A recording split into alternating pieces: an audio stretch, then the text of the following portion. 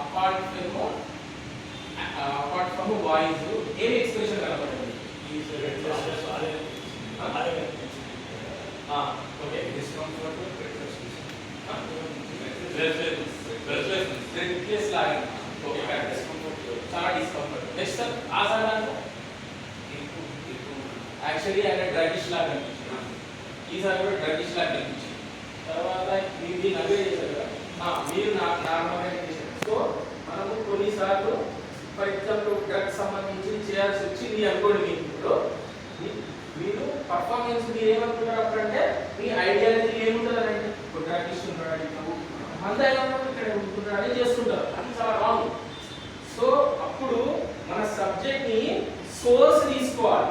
అంటే మనం పర్ఫార్మెన్స్ మనం ఎక్సర్సైజ్ చేస్తుంటే ఈ ఎక్సర్సైజ్ ద్వారా మనం ఏం పర్ఫార్మెన్స్ చేస్తున్నాం అనేది యాడ్ చేసుకోవాలి. ఆ సబ్జెక్ట్ ఏ ప్లస్ ఏ మైనస్ ఉన్నాయి కదా, ఏ ప్లస్ ఏ నేను చెప్పకపోతే మీకు తెలియదు ఎప్పటికైనా.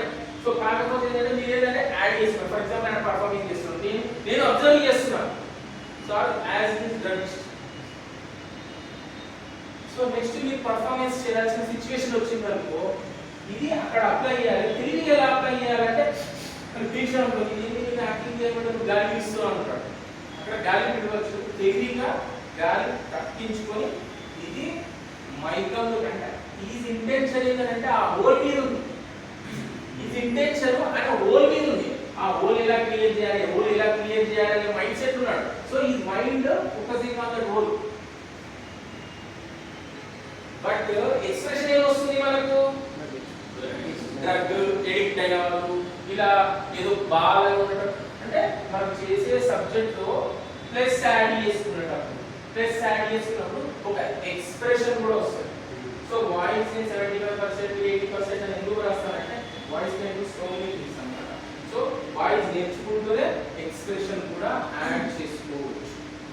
ఓకే, సో మళ్ళీ ఒకసారి జనవరి 5వ తేదీ మనం చేద్దామా? ఓకే.